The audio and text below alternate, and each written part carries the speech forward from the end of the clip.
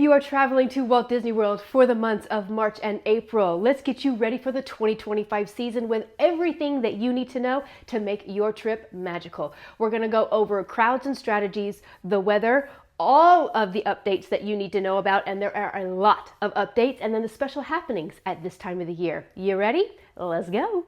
Weather for the spring months at Walt Disney World can be quite nice. Really at the beginning of March, you are going to have temperatures in like the 60s until like the 70, 75, but quickly it will rise up as you are going from March into April, and it will get quite warm once you get to April. So the span of the temperatures that you're really going to see are going to be like the mid 60s up to about the mid 80s. That is going to be the span. So whenever you are trying to pack, I will say that linens do very well, light materials still do well, dresses, shorts, that kind of thing. But I would still pack at least like one sweatshirt or one heavier top and then one heavier bottom, some kind of like joggers or leggings or some kind of pants, just in case you have like one last cold spell that comes through on your trip. I will say that one of the biggest weather shocks during this time of the year is just how hot it actually is going to be in March and April.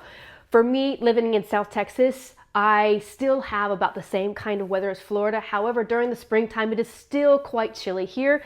So whenever I do travel for the spring season, it is almost a weather shock whenever I get there. So I can only imagine what it is like for other people in the US specifically that really do have colder temperatures and going. So that is probably going to be like the biggest thing, coming from cold weather going straight to hot weather, whenever you have absolutely no time to acclimate yourself to the warmer weather. So you are still going to need like fans, the cooling towels, all of the cooling gear that you think that you just need during the summer months. You are absolutely going to need those for the spring months as well. I do remember like last year going through looking at all of the kids like in the strollers and everything, and families just not being prepared for just how hot it can be, and those poor little ones just being miserable in the strollers because there's just no airflow. So make sure that you are still bringing everything as if you were like coming during the summer months, because you're going to need it. Springtime will also bring rain showers. Now, it's not as predictable as it is during the summer months when you know that that afternoon shower is coming through. So you do need to make sure that you have all of the rain gear for a spring trip. So make sure you have ponchos, umbrella, rain jackets. Don't forget rain covers for those strollers as well. I will have linked in the description box below 2 different videos, one with how to deal with the rain and a lot more detail about that, and then also how to deal with the heat. Another shock that you might not be ready for whenever you travel during the spring months at Walt Disney World are allergies. So if you have allergies, because most of the United States is not blooming yet and all of that stuff is not quite in the air just yet, but when you get to Florida, it's like bam, it just hits you. So make sure that you have all of the allergy medicine coming with you, because everything is blooming quite earlier there in Florida. So all of the sinus medicine, the Sudafed, the Mucinex, allergy, Claritin, all of that. Make sure that you have an arsenal of that with you on your trip. This time of year is going to bring some special happenings to the park. So first up is going to be in Epcot, and that is Epcot's International Flower and Garden Festival. This is going to run from March 5th until June 2nd of 2025. With each Epcot festival, you feel something a little bit differently. Epcot's Flower and Garden Festival invigorates your senses like no other. With everything that is blooming around Epcot, all of the flowers that they bring in, they will have topiaries made out of vine and flowers and succulents, which just are amazing to see. You will also have small and large gardens that are going to be throughout Epcot as well. Some of them are just going to be like small displays, just showing you different kind of plants that grow in different kind of areas, all the way to the walk-through butterfly garden, which is one of my favorite things to do during this festival. For those of you that love to drink tea, there is a tea tour in the United Kingdom Pavilion. That is something that you do need to sign up for to be able to do it. It is a free thing that you can do. And what they will do is they will take you around the tea garden, which is in the United Kingdom Pavilion, and just explain all of the things. Not to mention, they will have at the booths, because you will have food, of course, at this festival, and they will have different tea drinks as well that you can go around and drink. And they will have like those blends represented as plants Science in the United Kingdom pavilion. And if you can't tell, I'm very excited about that because it's one of my favorite things. You will also find scavenger hunts, and these scavenger hunts can be an extra cost of $9.99 plus tax. They will have an extravaganza scavenger hunt, and then they will also have a Spike the Bee scavenger hunt as well. Each night of the festival, they will also have what is called a Garden Rock Series concert, and it will be different bands, and some will be local bands, some will be other bands that are coming in that are well known, and they will also have dining packages to go with those as everything is announced. So as of this moment, not everything is announced for the festival, but make sure that you are pushing that follow button, because as soon as everything is announced for the festival, I will make a separate video of everything that you need to plan out, look forward to for that festival in particular. And before I forget, this is included in your Epcot park ticket. So it is going to be going on during the time that you are in Epcot. Disney's After Hour events will be returning for the months of March and April.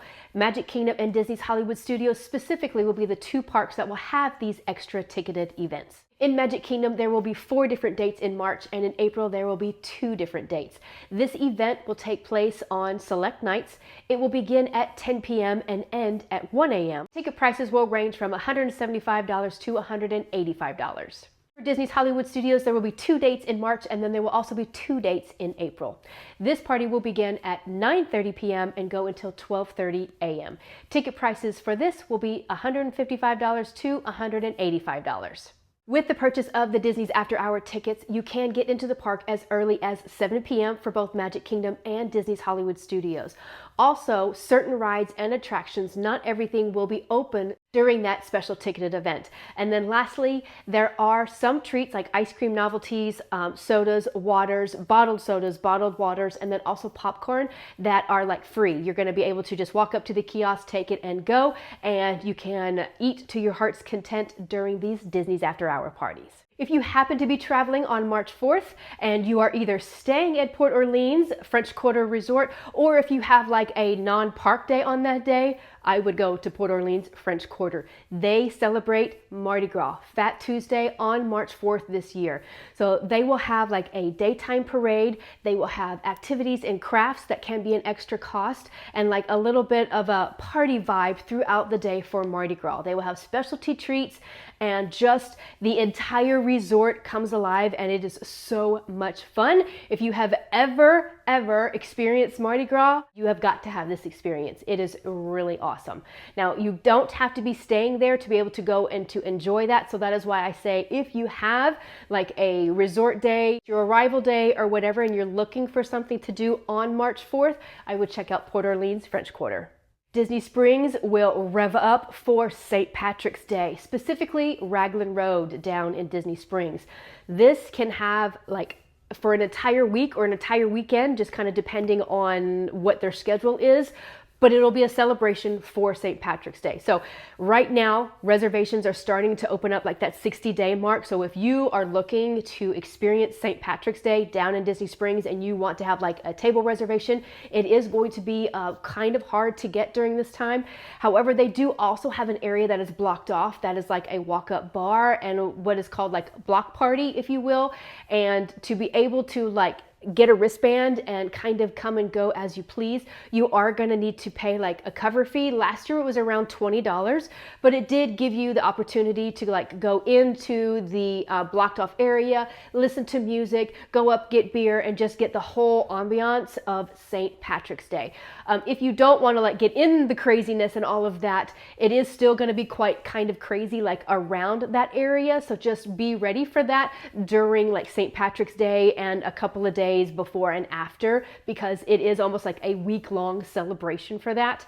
And then if you are thinking that you're going to be in Epcot and you're going to go to the Rose and Crown Pub for St. Patrick's Day, just be ready for how intensely crazy, loud, and busy that location is gonna be.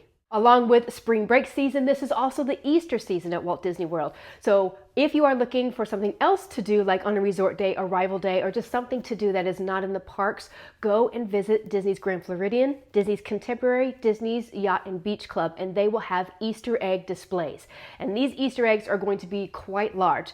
Cast members will get in and they will decorate these Easter eggs, and the amount of creativity and detail that goes into this is just amazing. You can also, especially like for the Disney's Grand Floridian specifically, they will have what is called the Grand Cottage, and they will sell like different Easter treats, and it can get quite busy and quite packed in the Grand Floridian, so just kind of like be ready for that. But it is a free and fun thing to do if you are looking for something to do on a non-park day. And this is usually up and running about the first week of March and then runs all the way through until the day after Easter. As you have been looking and planning for things to do in the parks, I'm sure that you have heard a lot of things are going to be closing down, getting refurbished, and just a lot of changes are happening all for parks at Walt Disney World. So let's get you up to date and make sure that you are not disappointed and do not walk up to something that you think is going to be open for your trip and it is not. In Magic Kingdom, Happily Ever After is the nighttime fireworks show.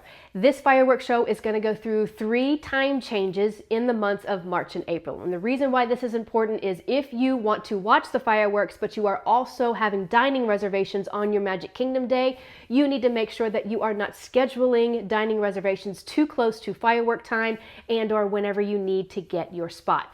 Right now, those 60-day windows are opening up for those spring trips. So you just want to make sure that you are getting everything, because some of those hard to get reservations, once you get those reservation times, it's really hard to try and change those. So right now, what we know is March 9th, Happily Ever After will start at 8:30 p.m. About the end of March, it will move up to 8:45 p.m. And then about mid-April, Happily Ever After will begin at 9 p.m. The rides in Magic Kingdom that will be closed for your March and April trips, number 1 is going to be Big Thunder Mountain. That closed on January 6th and will stay closed through 2025. Astro Orbiter in Tomorrowland, that closed on January 13th, and it is going to stay closed through summer of 2025. And then lastly is going to be Hall of Presidents in Liberty Square. That closed on January 20th and is going to stay closed probably for about 6 months. We really don't have a time frame as of yet of when that will reopen. In Epcot, currently Test Track is still down, will not open until the summer of 2025. The Grand Fiesta Tour in the Mexico Pavilion in World Showcase, that closed on January 6th and will be closed until March 15th. Opening late spring is going to be the new Spaceship Earth Lounge in Epcot. This is going to be located on the back side of Epcot. The views are said to be just stunning, looking over World Celebration, World Showcase, possibly having views of the fireworks at night, the culinary experiences, and then just the experience itself is supposed to be elegant, elevated, and high-end. So make sure that you are following me on Instagram as all of the information is being rolled out, when you can make reservations, if you can make reservations, and all of that. I will make sure to have all of that information out to you on real time on Instagram. And lastly, in Disney's Animal Kingdom, Cali River Rapids is closed through mid-March. And then, of course, Dinoland USA, as we all know, is getting its remake. So as of January 13th, Triceratops Spin is no longer. And then, of course, like Chester and Hester's and then the Dino Fossil Games as well are all closed permanently, making way for the new Tropical Americas coming, hopefully, 2027. Let's bring it all together and talk crowds and strategies. Now, for the month of March, you are going to have spring break crowds, and your crowds are going to be at that moderate level. So they're going to stay pretty steady, upticking and having more people in the park, but it's doable. It's not so scary. Whenever you get into April and leading up to Easter week and in Easter week, the crowds are really going to uptick, and you are going to have holiday type crowds. So that means that like Lightning Lane Multipass and Lightning Lane Single Pass cost is going to go up for during that time frame. So just be ready for that Easter week to be on the higher end as far as crowds go. When it comes to using Lightning Lane Multipass, I need for you to have the right expectations whenever you're going to use it, or if you are going to use it in March and April. So in March, beginning of April, you should be able to have a fairly easy time using it, getting the rides that you want, mainly like the popular ones, so you don't have to wait in line. Depending on the day, depending on the crowd, and just depending on the busyness on the different week, is really going to depend on if you can like make them flow throughout the day, or if you're really just going to have like those first first 3 in the morning and then have the expectation that you won't be able to ride rides with multipass until like later in the afternoon. It is all going to depend on what the crowd is like on that particular day. Now, if you are going to use Lightning Lane Multipass during Easter week, during the high peak season, then I need for you to have the mentality that you are only going to get 3 to 5 Lightning lanes during the entire day because of how busy it is and because of how many people will be using Lightning Lane Multipass. Also, when you are using multipass during a busy season, you need to make sure that you are having at least one Lightning Lane scheduled for first thing in the morning. I don't care if the ride needs a Lightning Lane multipass or not. You need to have at least one scheduled, like at that 9 a.m. mark whenever the parks open.